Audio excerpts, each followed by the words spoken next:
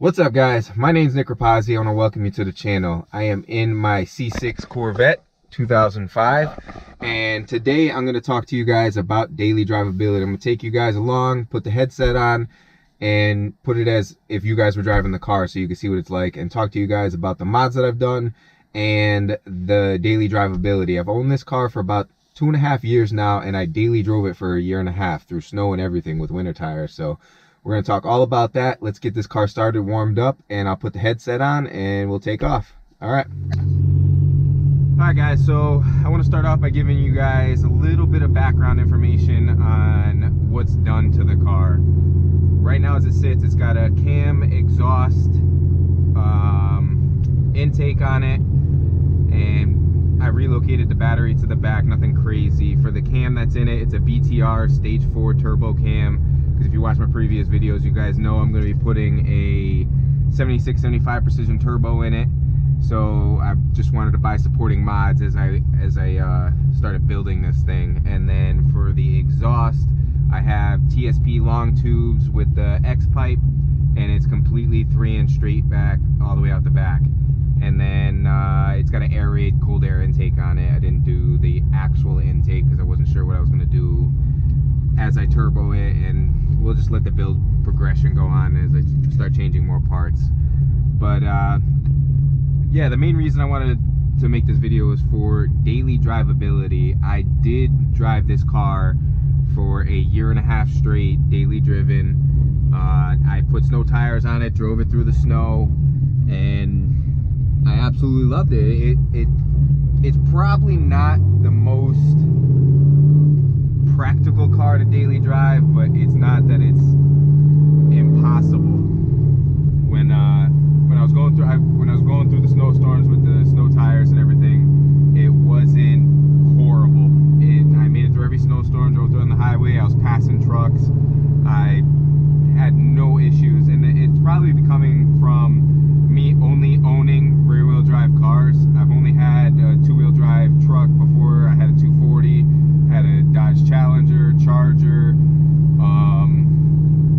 What else I have? I've had multiple F-250 rear-wheel drive only trucks, and it was just something that I grew up with and I got used to. So driving it through the snow wasn't horrible. It's all about just managing it and making sure you're taking turns the way you're supposed to and taking it slow. As a daily driver for gas mileage, this thing's absolutely incredible on gas. Even with the cam installed with the full exhaust, it's making around 440 wheel horsepower, and I'm still averaging about 20 to 21 miles to the gallon on the highway. If I take this car and I beat it up and down the street, I'm getting roughly 12, 13. When before I actually installed the cam, so if you bought one in stock form and daily drove it, this thing would get upwards of 30 miles to the gallon on the highway, because the 6th gear, when I'm doing 65 miles an hour on the highway, the thing's idling at like 1200 RPMs when you're on the highway. So this thing gets amazing gas mileage for what it is. And I have a 6-speed manual, and I absolutely love it. I had 0 issues with the clutch when I bought it. It had 62,000 miles on it when I bought it 2.5 years ago. And I'm pushing about 120,000 right now, and I've had 0 issues with the car whatsoever. The only issues I started running into was when I started modifying it.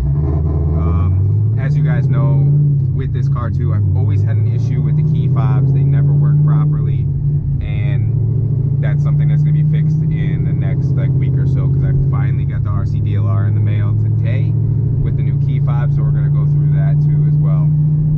But from a daily driver aspect like this, it is a low car, but it's not extremely low to where you're going to be just bouncing and scraping the underneath on everything that you see. Yes, like some driveways are a little bit harder to get into than others, but that's going to be expected with any sort of sports car, regular car.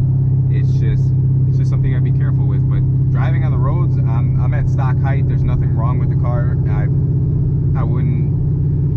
I wouldn't hesitate to take this on a trip across country tomorrow, as it is. And I just absolutely love the way it sits and everything. So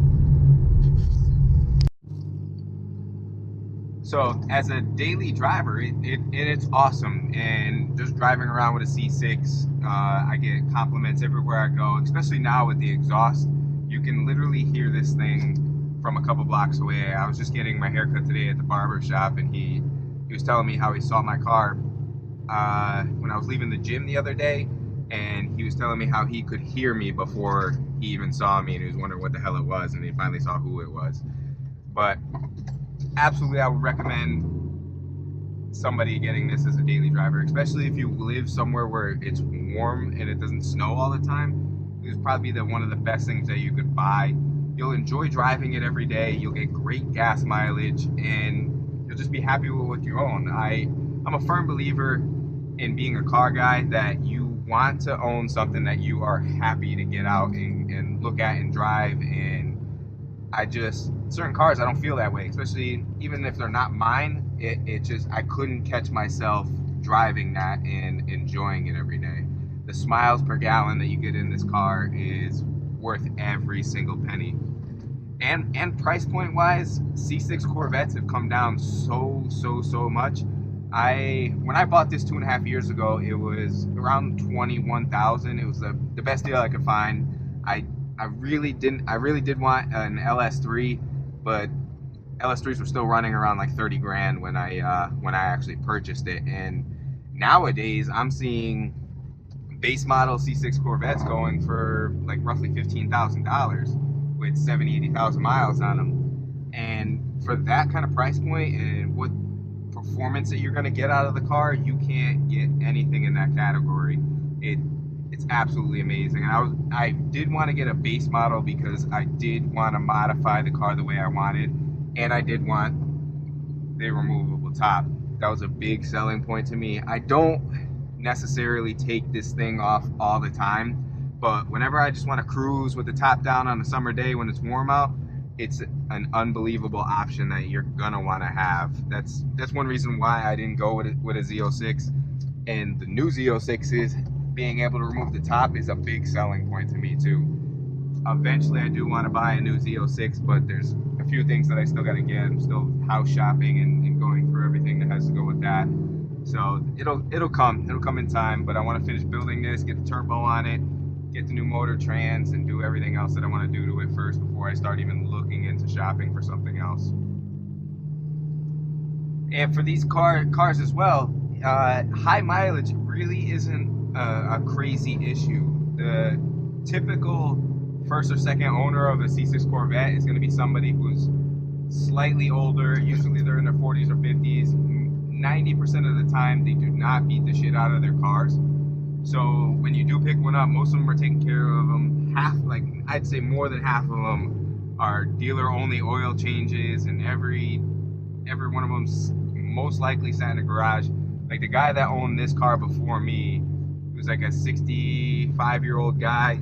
He garage kept it, took care of it. He had all the maintenance records on it, and he traded in for a new Mustang GT500 at the time. So I got an amazing deal on this car, and I'm sure that you guys can find one as well.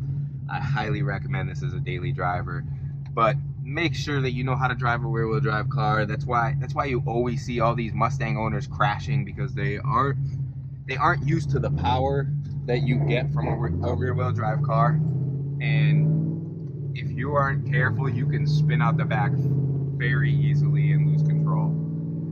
So it's something to think about when you live in like the Northeast, where it's gonna snow, where you're gonna have inclement weather, and if you're not sufficient in driving a rear-wheel drive car year-round, I wouldn't recommend getting this as your first. Get something that you can learn on and then upgrade later. There's plenty of cheap rear-wheel drive cars that you can get to learn on and be sufficient in the snow and enjoy. But as that is for it is right now, we're gonna end this video. I hope you enjoyed it. I hope it was somewhat informative. Hold on, let me wait until the sun is out of your guys' face as I'm driving away, and it's not gonna, but either way, I hope you guys enjoyed this video. If you did, please give it a big thumbs up. Don't forget to smash that subscribe button. And look out for the new video. We're finally going to fix the key fob. That should be happening Monday or Tuesday. We're going to see when my friend's available at the shop. But it is what it is. I hope you guys enjoyed it. Peace.